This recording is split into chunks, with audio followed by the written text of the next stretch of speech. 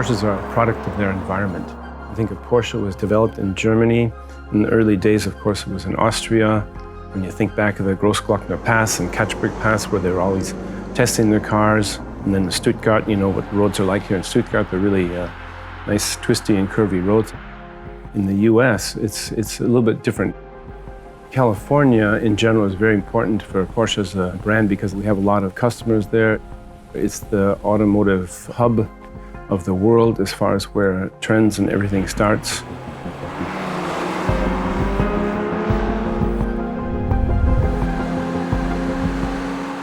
You just go there and you automatically absorb that kind of culture, and it comes out in your work.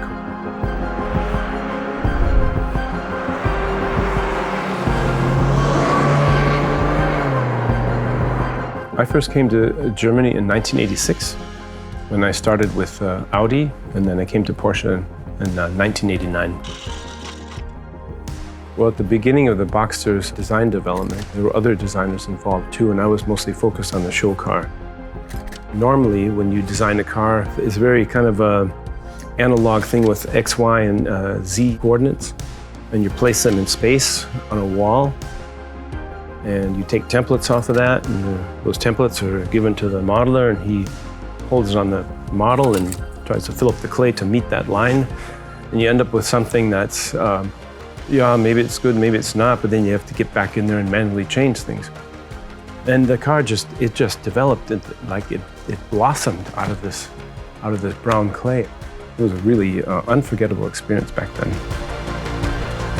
One of my favorite details is something that I wanted to do back then with the show car. Very typical Porsche, but something that nobody else thought of, and that was a central exhaust pipe.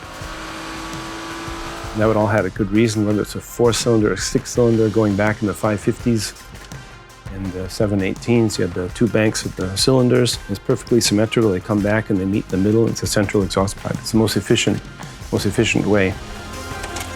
But it's something different, has a historical reference, and it just looked cool.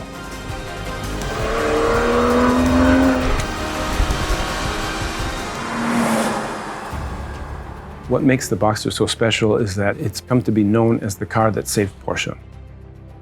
Yeah, the state of Porsche when I first arrived was actually very dire. There was nothing going on. And for a designer, it wasn't very interesting until we caught word that they were beginning a new development chief, which was Ulrich Bates, and he was bringing with him Harm Lagai from BMW Technik. And I knew there were going to be some changes. We were very motivated to turn the company around.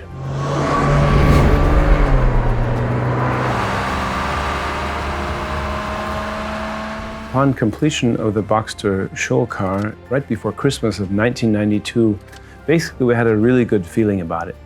But nevertheless, for me personally, and I think with all the other people involved, there was a lot on your shoulders. You had the feeling that the success of this car will reflect on the success of the company. When it was first shown and unveiled, all those fears were completely dissolved. It was a complete surprise. Nobody expected Porsche to bring a car like that. Reflecting back 25 years, I did not expect the Boxster to carry on this long as like a partner car to the 911, but it has. A lot of models have come and gone.